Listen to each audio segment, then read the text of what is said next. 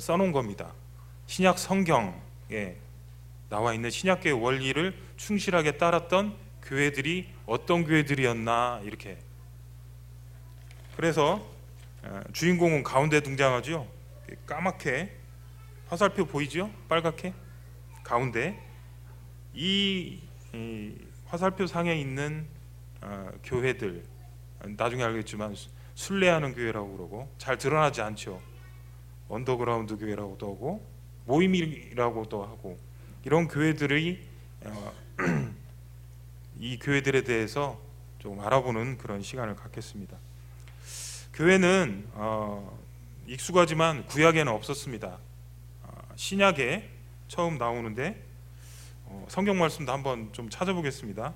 마태복음 16장 18절, 예수님께서 베드로한테 하신 말씀인데 말씀 한번 같이 한번 읽어보겠습니다. 시작. 또 내가 내게 이르노니 너는 베드로라, 내가 이 반석 위에 내 교회를 세우리니 음부의 검새가 이기지 못하리라. 예수님께서 처음 하신 말씀이 이 교회 말씀입니다. 이때도 내 교회를 세우리니 하니까 아직 세워지지 않았던 때예요. 저 이 말씀을 읽으면서 교회 하면 우리 교회 생각했는데, 주님은 반드시 분명히 여기서 내 교회라고 얘기를 하시면서 참 교회를 바라보는 관점이 우리 교회이기도 하지만 주님의 교회라는 그런 거룩하고 뭔가 이렇게 성별된 그런 생각을 갖게 됐습니다. 그러면 교회는 언제 시작이 됐냐? 여러분도 잘 알다시피 예수님이 지상사역을 끝내고 부활 승천하신 후에 50일 지난 오순절 마가다락방에 성령이 강림을 하십니다. 그때부터 교회가 탄생을 하고 교회는 성령이 주관하시면서 이렇게 인도에 가시게 된 겁니다. 그래서 이 표를 가운데 이 빨간 화살표를 보십시오. 33년 주님이 부활 승천하셨던 33년부터 100년까지는 그 예수님을 따라다녔던 사도들이 교회를 돌아봤던 시절입니다. 잘 아시다시피 사도행전에 나오죠. 초대교회의 특징은 사도의 가르침을 받고 교제하기를 힘쓰고 떡을 떼고 예배드리고 기도하기를 힘썼던 그런 초대교회의 특징이 있습니다.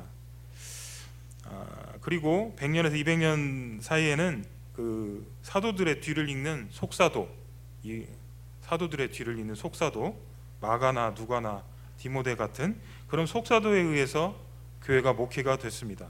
그리고 200년에서 300년 사이는 초대 교부라고 하는 폴리갑, 이레니우스, 클레멘트, 터툴리안, 오리겐 등과 같은 이런 초대 교부에 의해서 이렇게 교회가 돌봐짐을 받았습니다. 여러분도 다 아시다시피 이때는 누가 지배를 하고 있었죠? 로마죠, 로마. 로마 하면 황제 숭배 사상이 있었고요. 로마의 그 우상 신이 있었어요, 태양신. 여기에 대해서 그리스도인들은 이것을 허락하지 않았기 때문에 언제나 핍박의 대상이었습니다.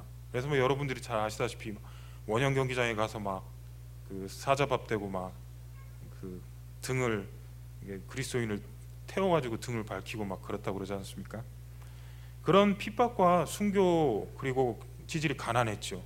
하지만 이 시기 동안에 주님이 함께하셔서 교회는 놀랍게 순수하게 보존이 돼 있었습니다.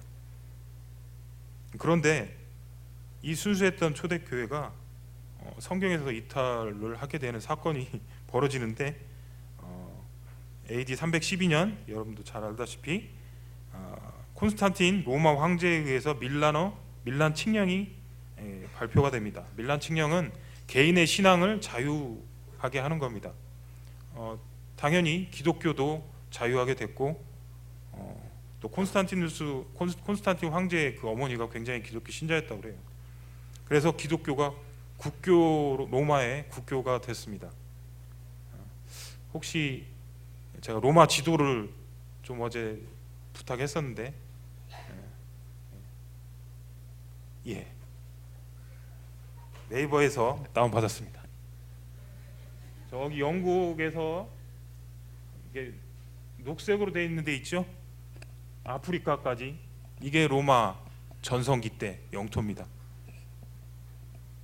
이 로마의 국교가 뭐라고요? 기독교가 돼버린 겁니다. 그 다음 하나 더. 이건 좀 흐린데 적색은 서로마, 이쪽 그 약간 좀 황토색으로 보이는 건 동로마 제국입니다. 동서로 나눠지거든요. 그래서 나중에 동로마 제국은 그리스 종교회가 되고 서로마 제국은 우리가 아는 로만 캐톨릭이 됩니다. 그 이후에 476년 서로마 제국이 멸망하고 여러 왕국들이 들었습니다. 프랑크 왕국, 뭐 신성 로마 제국. 하지만 제국의 왕들은 바뀌어도 종교는 뭐죠? 계속 캐톨릭이 되는 겁니다. 그래서 표를 다시 봐주시면 맨 왼쪽에 있는 그 화살표,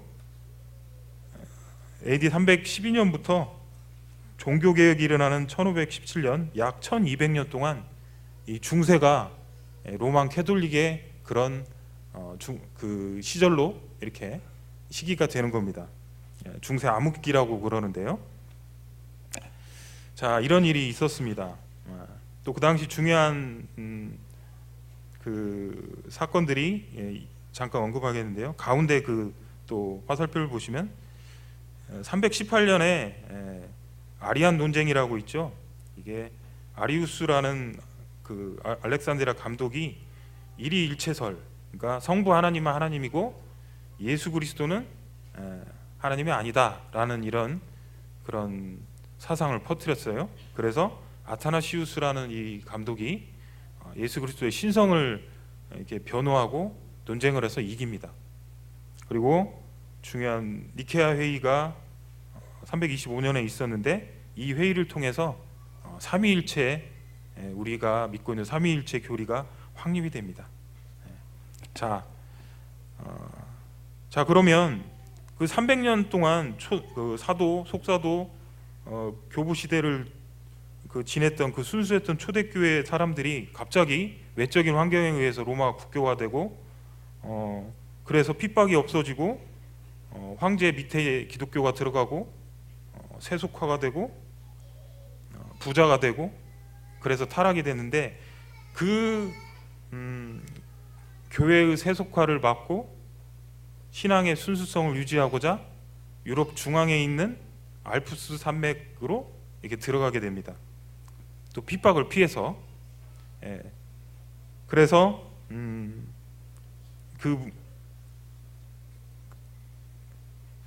모임들이 있었는데 마지막 저기 지도 하나, 마지막 지도입니다.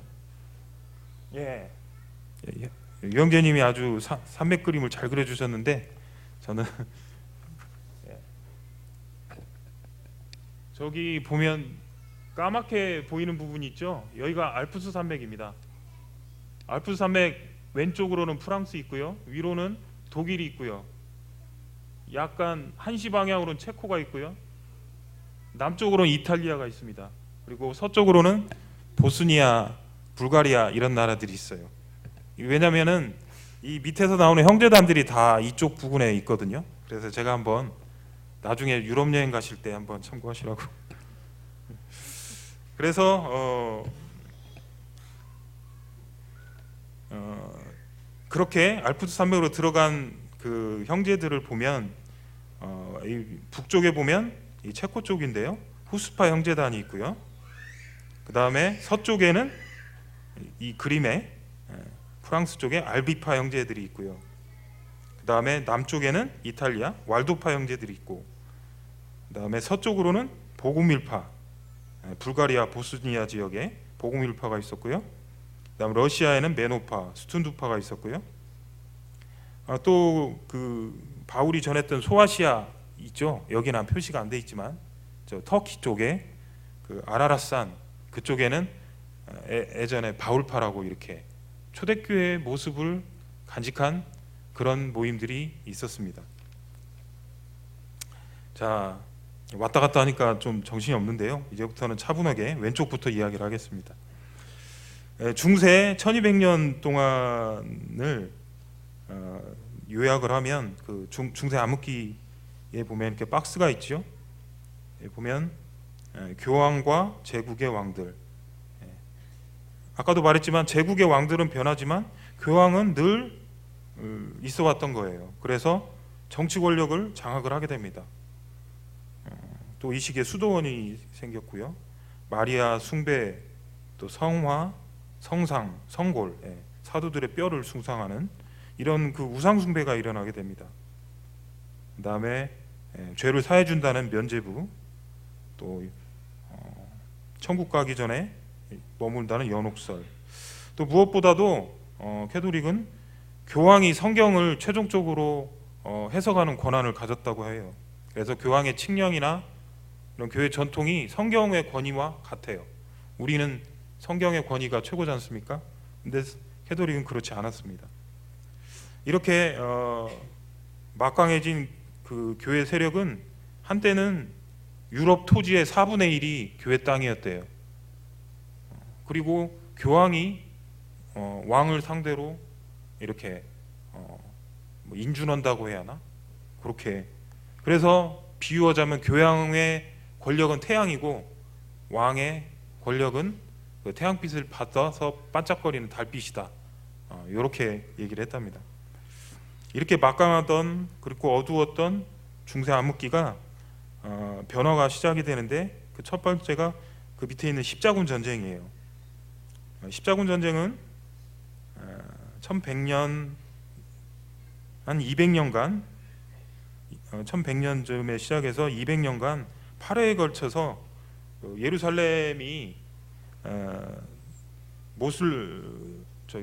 이슬람교의 그 수중에 들어가니까 성지순례를 못 하잖아요. 그래서 탈환을 하려고 8차례 그 군 전쟁을 벌입니다. 근데 한 번 1차 때만 탈환하고 나머지 다 실패해요. 그래서 교황의 권위가 이렇게 실추가 되고 또 중세를 이끌었던 그 귀족 사회가 많이 몰락을 하게 됩니다.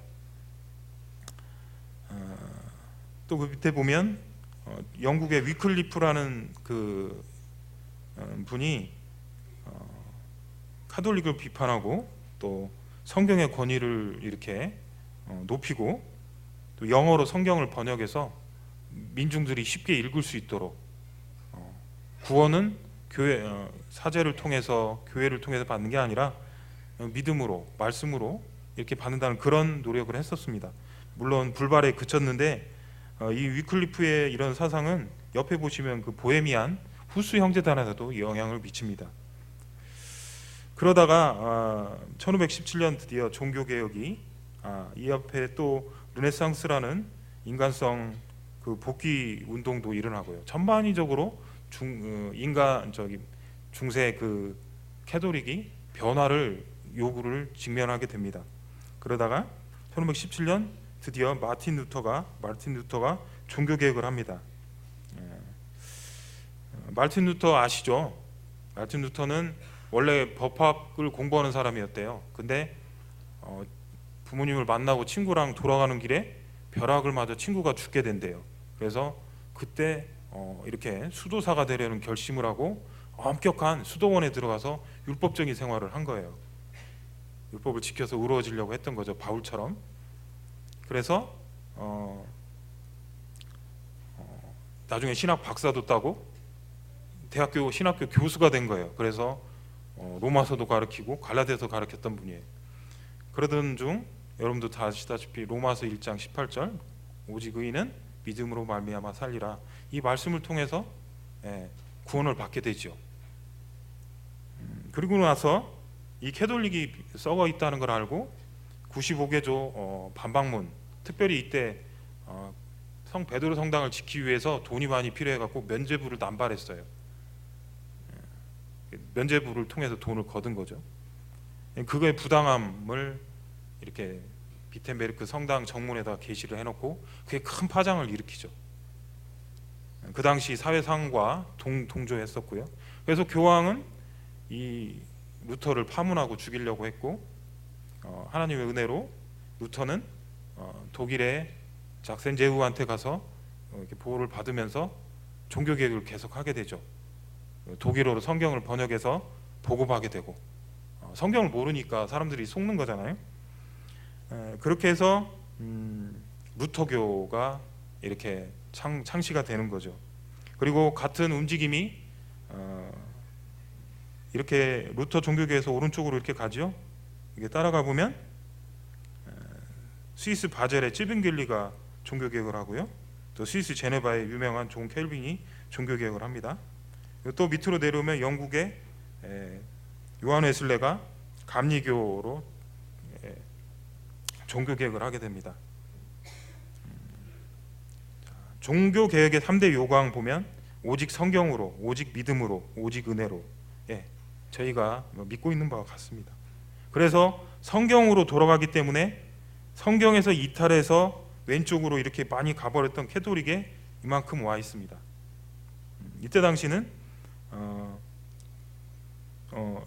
캐톨릭에 반발하면 무조건 죽기 때문에 국가와 연계를 해서 이런 제한적인 종교개혁을 했습니다. 그래서 여기 보면은 국가 후원형 종교개혁이다 이 말이 됐습니다. 그래서 루터는 루터교회를 창시했고, 그 다음에 찌빙길리와 켈빈은 장로교, 또 요한 웨슬레는 감리교, 이렇게 개신교가 이렇게 나오고, 그 뒤로 많은 침례교도 있고 많은 이런 종교개혁의 후예들이 많이 나오게 됐습니다. 자, 이렇게 해서 지금에 이르고 있고요. 이제 주인공인 순례하는 교회를 보겠습니다. 모임이라고 하고, 아까 그 알프스 산맥으로 들어갔던 그 모임 이 그림 있죠? 이때는 보면 시기도 다 다르고 장소도 다 다르고, 그렇지만 이들에게 공통된 점이 있었어요. 이 박스가 있는데 이게 어떻게 보면 오늘 이 도표의 핵심이라고 할 수도 있습니다. 이게 뭐 8세기, 10세기 그러지만 이들의 기원은 사도시대 때예요. 1세기. 그걸 그대로 전수를 받아서 지켰던 사람들이니까 오른쪽 공통된 점 있죠? 여기를 우리 온고울 송천교회와 비교를 해보면서 하나씩 한번 읽어봤으면 좋겠습니다. 1번, 교회와 국가연합은 주님의 가르침과 어긋난다. 주님이 분명히 그러셨죠. 성전세를 내냐 마냐 이런 거 할 때 가이사의 것은 가이사의 것, 하나님의 것은 하나님의 것, 이렇게 하면서 세상과 교회를 분리하는 모습을 주님이 가르쳐 주셨어요. 그래서 교회와 세상의 연합은 주님의 가르침과 어긋난다라고 이렇게 했고요. 또 이들은 주님을 본받고 주님의 가르침과 사도들의 가르침을 준수했습니다. 또 세 번째 보면 그들은 자신을 그리스도인이다, 형제단이라고 그냥 불렀어요. 파명을 붙이지 않고 나는 왈도파야 이렇게 안 하고요. 그냥 그리스도인, 형제단이라고 불렀습니다. 또 4번에 보면 그들 가운데 조직이나 관리본부가 없고 교회가 독립적이죠. 그리고 5번에 중요한데 분명한 회개와 믿음이 있는 자에게 침례를 줬습니다. 또 침례를 받고 싶은 사람한테 줬고요. 침례를 행하는 자는 흠없는 인격에 갖춘 자입니다. 또 6번에 장로 임명 시에는 이 자격을 최우선시했다는 것, 장로 자격을. 또 7번은 보면 특별한 성직을 인정 않고 모두가 다 성직자죠. 만인 제사장주의. 또 연보는 병들고 가난한 자에게 이렇게 줬고요. 9번은 그렇고 10번에 보면 교회의 머리는 예수님이고 성령께서 이 회중을 인도하시며 성령의 인도의 말씀이 전해지고 예배가 진행됐다고 합니다. 저희 교회랑 많이 닮았죠? 안 그렇습니까? 저는 이걸 읽으면서 많이 닮았다는 생각이 했는데 그러시리라, 아멘 하시리라 믿습니다. 자, 그 밑으로 보면 보헤미안 후스 형제단이 있습니다. 1300년경 아까 위클리프한테 영향을 받았던 후스. 이 존 후스라는 사람은 아주 유명한 사람인데 아까 봤던 그 체코 프라하의 설교가입니다. 체코가 이게 지도를 봤더니 보헤미아 지방, 모라비아 지방 이렇게 있더라고요. 전라도, 경상도, 하드키. 체코에 혹시 가보면 이렇게 우리 형제들의 그런 흔적들이 많이 있을 것 같아요. 이 존 후스는 체코 프라하의 설교가고 또 대신학자고 또 보헤미아 여왕의 고해 신부였대요. 근데 이 지역이 왈도파 형제들에 의해서 이미 터가 다 닦인 데예요.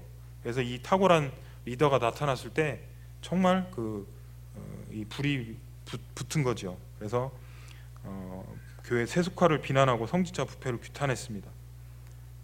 그리고 루터가 이때부터 한 100년, 150년 후에 종교개혁이 루터에 의해서 일어나는데 루터의 종교개혁에 크게 영향을 줍니다.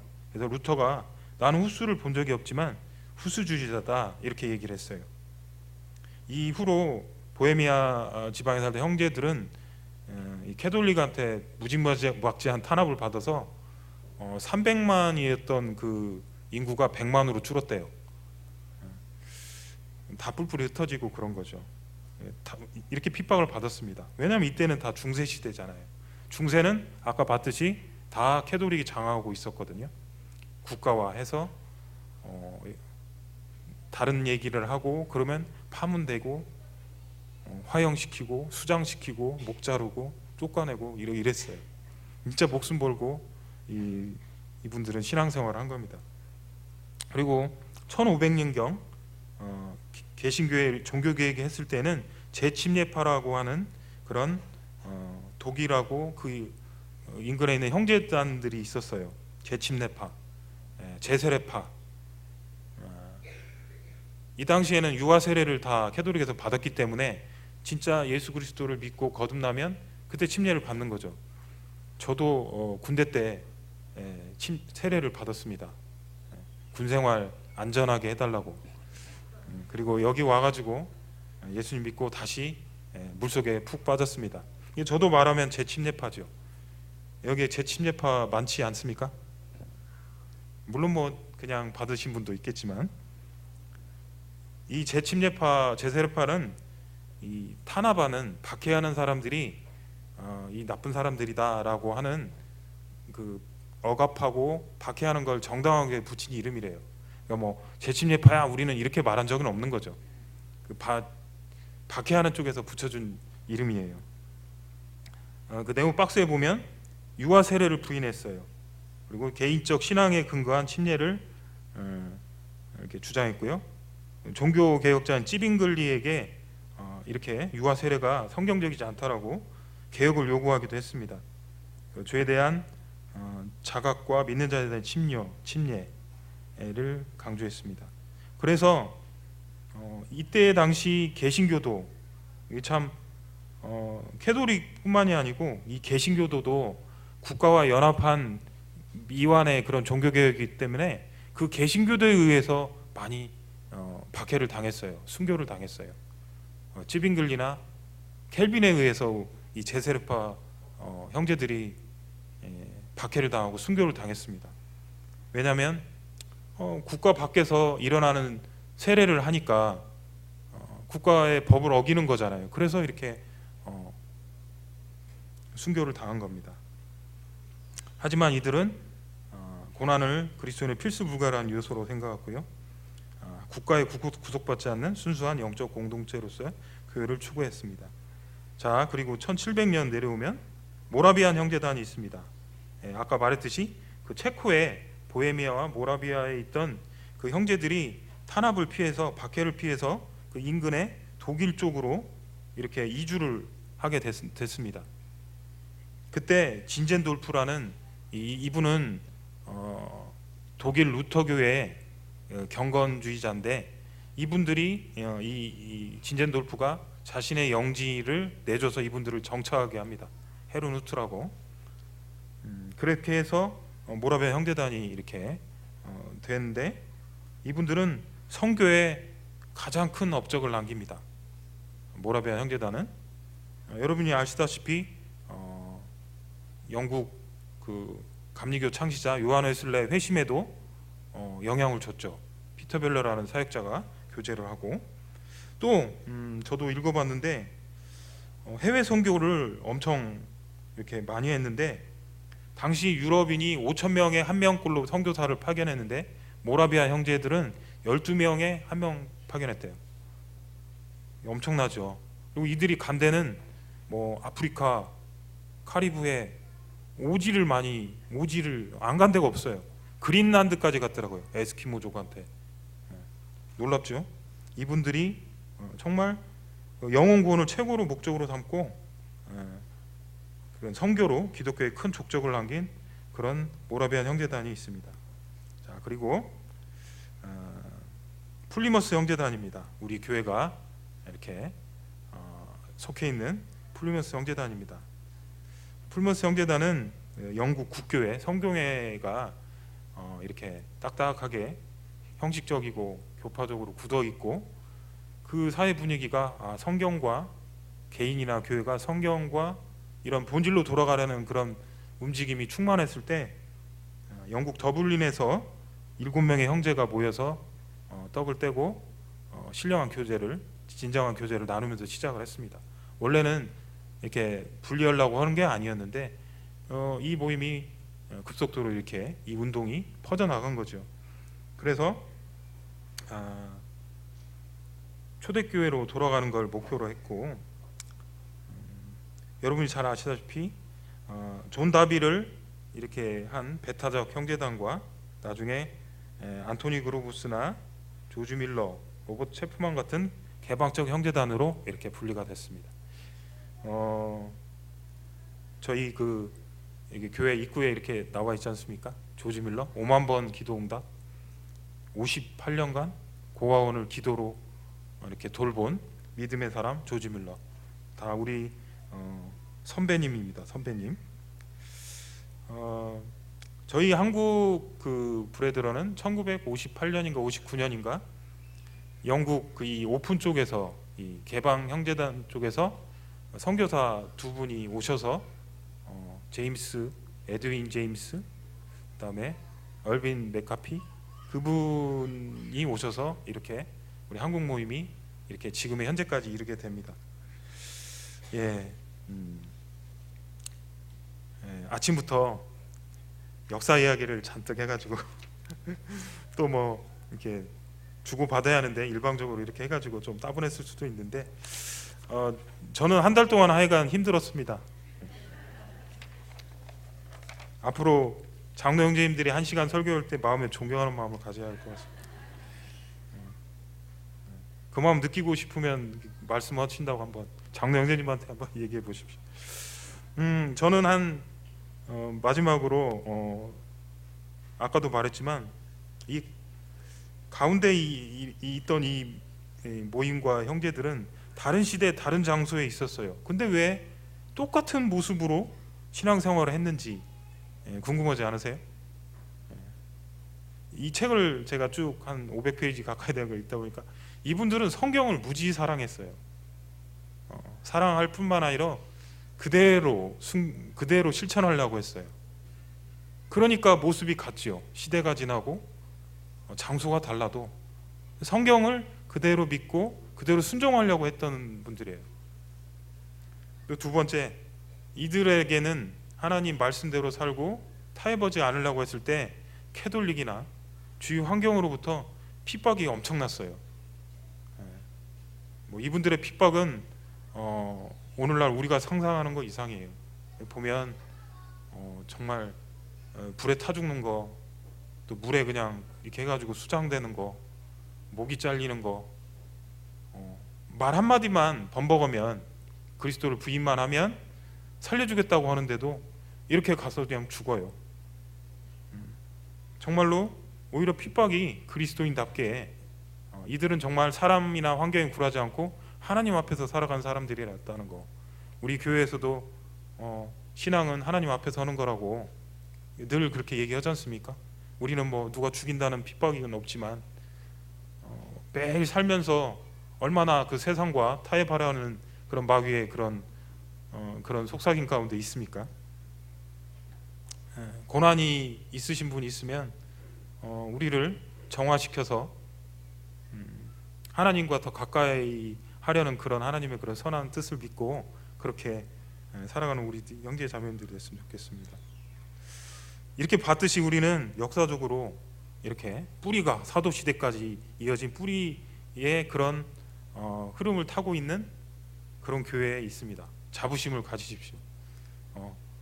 뭐 옆에 많은 게, 저도 한때는 그런 거 많이 봤어요. 간판, 장로교, 심예교, 번듯한 간판들 많았는데 그게 중요한 게 아닙니다.